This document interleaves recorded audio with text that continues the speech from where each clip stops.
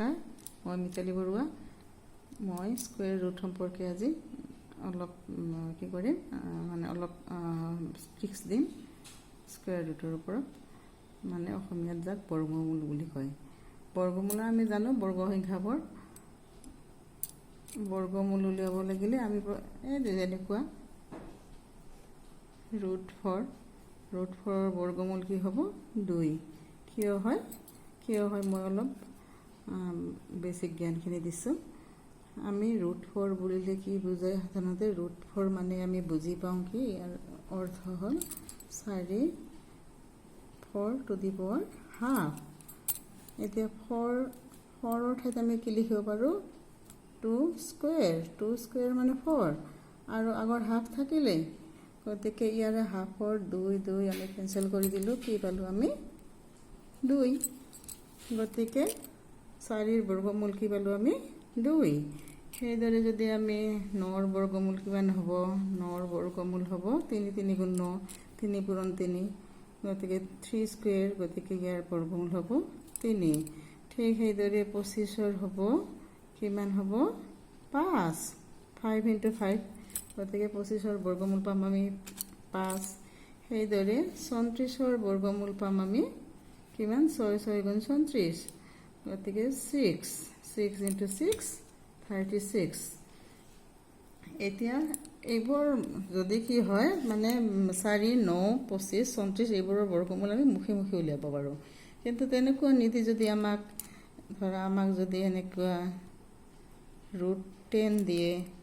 Root 10 দিলে আমি ইয়াৰ বৰ্গমূল কেনেকৈ উলিয়াম। তো মই এটা নম্বৰ লিখি লৈছোঁ। ইয়াতে আমি 1 দিলোঁ 2 3 4 এইটো 5 নম্বৰ দিলোঁ বাৰু। ৰুট 10ৰ বৰ্গমূল কেনেকৈ উলিয়াম সেইটো বহুত মানে দেখিলে মূৰটো গৰম হৈ যায়। এইটো কেনেকৈ উলিয়াব পাৰি এইটো মই অতি সহজ নিয়ম এটা শিকাই দিছোঁ। অলপ মনোযোগ দিলে তোমালোকে অতি সহজে তেনেকুৱা অংক আহিলে কৰিব পাৰিবা। চোৱা কি হ'ব, আমি 10টো আমি কি কৰিব নোৱাৰোঁ স্কুৱেৰত ল'ব নোৱাৰোঁ, কিন্তু 10ৰ আগে পিছে কি সংখ্যা স্কুৱেৰত ল'ব পাৰি। আমি কি পাৰোঁ 9 পাৰোঁ 9। গতিকে আমি কি ল'লোঁ ইয়াত ৰুট 9 আৰু আমি +1। এইটো কিন্তু ভুল, পদ্ধতিটো ভুল, কিন্তু যিহেতু আমি এটা কৌশলহে কি কৰিব খুজিছোঁ আয়ত্ত কৰিব খুজিছোঁ, গতিকে আমি এনেকৈ লিখি যাম আৰু ভুল হ'লেও তেনেকৈ কৌশলটো কেনেকৈ এই ভুলৰ দ্বাৰাই আমাৰ কৌশলটো যিহেতু প্ৰতিপন্ন হ'ব, গতিকে তেনেকৈ মই লিখি আছোঁ। ইয়াৰ 9ৰ বৰ্গমূল কি হ'ব 9ৰ বৰ্গমূল হ'ব 3। আমি জানো 9ৰ বৰ্গমূল 3 আৰু যোগ এই 1টো থাকিলে নহয় এই 1 আৰু এই 3টোৰ আমি 2 গুণ কৰি ল'ব লাগিব। কি হ'ব 6। এইটো যদি আমি কেলকুলেশ্যন কৰোঁ কিমান হ'ব 3 6 গুণ 18 19 তলধন 6। এইটো আমি হৰণ কৰিম। হৰণ কৰিলে কি হ'ব 3 6 গুণ 18, বাকী থাকিল 1 থাকিলে 6 1 গুণ 6 কিমান থাকিল 4 হ'লে 40 হ'ল, 40 হ'লে 6 6 গুণ 34 3.16। এইটো আমি উত্তৰ পালোঁ। দেখিছানে কিমান সহজে আমি এনেকুৱা কি কৰিব পাৰোঁ। ঠিক আছে, মই এটা শিকাই দিলোঁ আৰু নেক্সট আৰু এটা শিকাই দিওঁ যাতে অতি সহজে তোমালোকৰ বস্তুখিনি আয়ত্তলৈ আহে। ইয়াত মই 8 ল'ম। 8টো ঠিক তেনেকৈ কি কৰিব পাৰি, ইয়াৰ আগে পিছে যিটো বৰ্গ সংখ্যা হয় আমি সেইটো ল'ম। মই 9 ল'লোঁ আৰু 9 মানে কি 9 ল'ব লাগিলে আমাৰ বিয়োগ 1 পাতিব লাগিব। 9ৰ পৰা 1 গ'লে 8 হয়। ইয়াত হ'ল 3 আৰু ইয়াত আমি বিয়োগ কি ল'লোঁ 1 আৰু এই 3টোৰ 2 গুণ কৰি ল'ম কিমান হ'ল 6। ইয়াত আমি তেনেকৈ যদি 3 6 গুণ 18, 18ৰ পৰা 1 গ'ল কি থাকিল 17, ওপৰত হ'ল 17 তলত হ'ল 6 কিমান হ'ব 6 2 গুণ 12 কি থাকিল 5 দশমিক আহিল নহয় 5 হ'লে 50, 6 8 গুণ 48 বাকী থাকিল 2 আৰু 0 3 6 গুণ 18 2.83। গতিকে আমি ৰুট 8ৰ বৰ্গমূল কি পালোঁ 2.83 বহুত সহজ নহয় না গতিকে মই আৰু কেইটামান উদাহৰণ দিছোঁ কনচেপ্ট একেবাৰে ক্লিয়াৰ হৈ যোৱাকৈ এইবাৰ মই কি লৈছোঁ √13 √13 এইটোতো এনেই মৌলিক সংখ্যা ইয়াত 13ৰ পৰা আমি কি কৰিব পাৰোঁ আগৰ সংখ্যাও ল'ব পাৰোঁ পিছৰো ল'ব পাৰোঁ হা পিছৰ ল'লে যোগ হ'ব আগৰ ল'লে বিয়োগ হ'ব গতিকে 13ৰ আগৰ বৰ্গমূল সংখ্যা আছে 9 আৰু পিছৰ আছে বৰ্গমূল সংখ্যা 16 আমি 9টোৱে ল'লোঁ আমি 9 ল'লোঁ 9 বিয়োগ কিমান হ'ব 4 বিয়োগ নহয় যোগ হ'ব এইটো 9 যোগ 4 4 আৰু 9 যোগ কৰিলে কিমান হয় 13 হয় গতিকে ঠিক তেনেকৈ এইটো হ'ল 3 যোগ 4 3 2 গুণ কৰিলোঁ 6 কাটাকাটি কৰিলোঁ ইয়াত হ'ল 2 ইয়াত হ'ল 3 3 3 গুণ 9 10 11 কিমান হ'ব 11 ওপৰত হ'ল তলত হ'ল 3 এইটো আমাৰ হ'ব 3 3 গুণ 9 10 11 2 3 6 গুণ 18 3 6 গুণ 18 গতিকে √13ৰ বৰ্গমূল পালোঁ আমি কিমান 3.66 এইবাৰ আৰু এটা লৈছোঁ উদাহৰণ এইবাৰ ল'ম মই √19 19ৰ আগত আছে কিমান 16 ন বৰ্গ সংখ্যা আছে 16 আৰু পিছত আছে 25 আমি দুয়োটা লৈয়ে কৰিব পাৰোঁ যদি 16 লৈ কৰোঁ তেতিয়াহ'লে যোগ হ'ব পিছৰ সংখ্যাটো আৰু যদি 25 লৈ কৰোঁ তেতিয়াহ'লে 19 লৈকে যিখিনি কি আছে এইটো বিয়োগ কৰিব পাৰিম মই ইয়াত দুয়োটা পদ্ধতি শিকাই দিম বাৰু ইয়াত কি লিখিলোঁ মই প্ৰথমতে লিখিলোঁ √16 যোগ 3 ইয়াত কিমান হ'ব 4 4 গুণ 16 যোগ ওপৰত হ'ল 3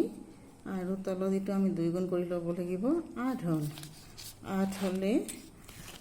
আমি নেক্সট কি কৰিম 4 8 গুণ 32 33 34 35 35/8 কিমান হ'ব আমি যদি এইটো হৰণ কৰোঁ 4 8 গুণ 32 দশমিক 3 শূন্য 4 8 3 8 3 8 32 3 আৰু 0 হ'ল ন 8 হ'ল 3 8 গুণ 24 6 থাকিলে 6 শূন্য হ'ল 7 8 গুণ 56 আমি দুটা সংখ্যাই লৈছোঁ বাৰু গতিকে √19ৰ বৰ্গমূল আমি কি পালোঁ 4.37 আৰু এটা উদাহৰণ লৈছোঁ এইটো হ'ল √23 এনেকুৱাবোৰ যদি আহে ইয়াৰ মই ঠিক আছে এইটোৰে কৰি দিম বাৰু ইয়াৰ কি হ'ব 25 হ'ব নহয় 5 5 25 23 হ'ব লাগিলে আমাৰ কি যাব -2 কি হ'ব 5 আৰু মাইনাছ ওপৰত হ'ব 2 তলত হ'ব 10 5 2 গুণ 10 ইয়াৰ আমি কাটাকাটি কৰিলোঁ 1 থাকিল আৰু 5 থাকিল গতিকে কি হ'ব 5 5 গুণ 25 25ৰ 1 গ'ল কিমান হ'ল 24 তলত থাকিল 5 এইটো আমি হৰণ কৰিম কিমান হ'ব 4 5 গুণ 20 দশমিক 4 শূন্য 5 8 গুণ 40 কিমান পালোঁ 4.8 23ৰ বৰ্গমূল কিমান পালোঁ 4.8 মই 19ৰ এইটো মই কি কৰি 25 দি কৰিব খুজিছিলোঁ সেইটো মই এবাৰ শিকাই দিছোঁ বাৰু √19 ইকুৱেল টু √25 প্লাছ মাইনাছ হ'ব -6 25ৰ পৰা 6 গুণ 19 এইটো যদি কৰোঁ আমি কিমান হ'ব 5 বিয়োগ 6 আৰু 5ৰ 2 গুণ ল'লে 10 কাটাকাটি কৰিলোঁ 3 2 গুণ 6 5 2 গুণ 10 এইটো যদি কৰোঁ কিমান হ'ব 5 5 গুণ 25 25ৰ পৰা 3 গ'লে 22 ওপৰত থাকিল 22 তলত থাকিল 5 কিমান হ'ব 4 5 গুণ 20 দশমিক 4 5 গুণ 20 4.4 4.37 পাইছিলোঁ নহয় ইয়াত পালোঁ 4.4 এইটো বেছি দশমিকৰ পাছৰ সংখ্যা গতিকে সিমান এটা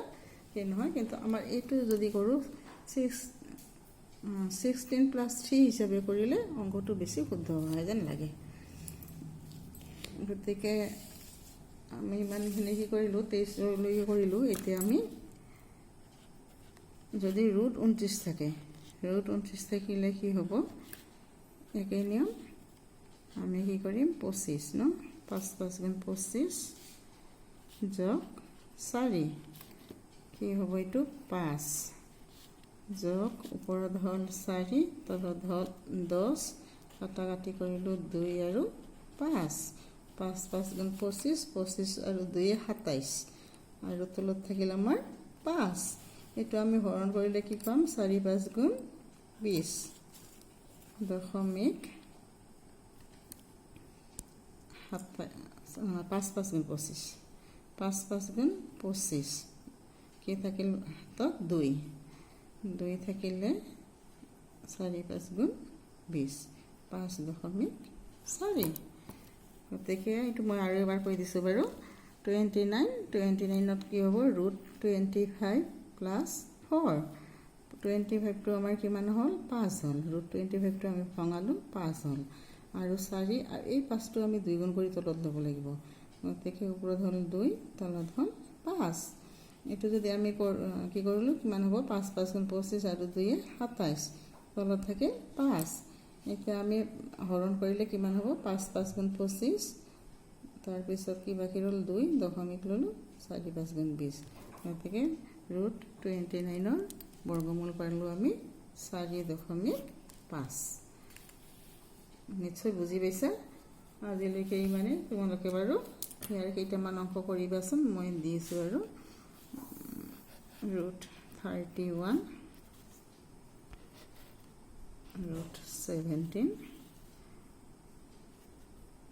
√12